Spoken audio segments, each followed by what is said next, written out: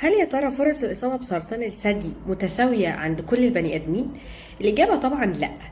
بتختلف فرص الإصابة أو نسبة الإصابة بسرطان الثدي من شخص لآخر أو من بني آدم لآخر على حسب عوامل كتيرة جدا.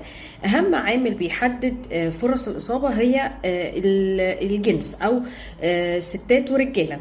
طبعا فرص الإصابة بسرطان الثدي في السيدات أعلى بكتير من فرص الإصابة في الرجال، بتوصل لنسبة 99 لواحد، يعني من كل 100 حالة سرطان الثدي بنلاقي 99 سيدة وراجل واحد بس هو اللي بيجيله سرطان في الثدي.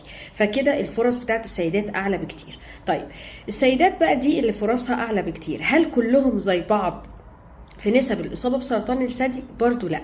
عدة عوامل بتحدد، أهمها السن عامل قوي جدا في تحديد فرص الإصابة بسرطان الثدي، وأثبتت الدراسات أن فرص الإصابة في السيدات أقل من سن 25 بتبقى تقريبا 1 في 20,000، يعني كل 20,000 بنت أو سيدة بنلاقي واحدة عندها كانسر، ودي نسبة قليلة جدا.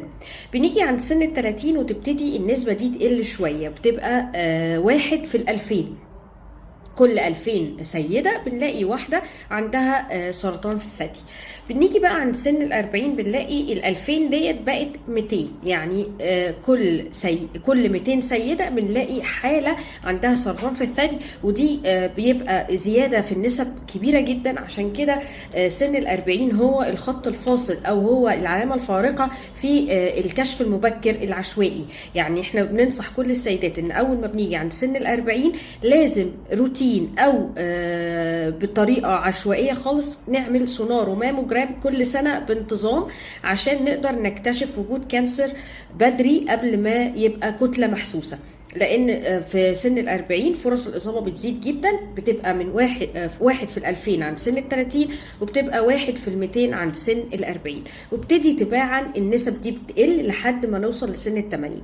يعني مثلا عند سن 50 بتبقى فرص الاصابه 1 في 50، عند سن 60 بتبقى تقريبا 1 في 20، عند سن 70 سنه بتبقى 1 في 15 تقريبا، وعند سن 80 بنلاقي 1 في كل 8 سيدات بنفحصهم بنلاقي سيدة منهم عندها سرطان الثدي.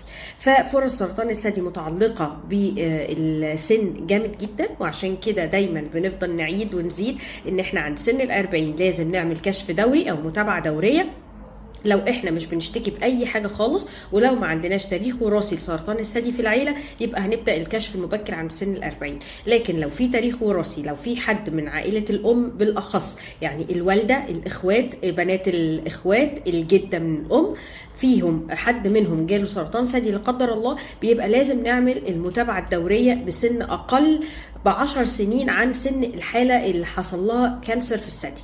او عشوائيا كده او هناخدها بصفه عامه ممكن نقول عند سن 30. لو هو احنا بنعمل متابعه الطبيعيه عند سن 40، يبقى اللي عندها تاريخ وراثي في العيله هتعمل المتابعه بتاعتها عند سن 30 تقريبا.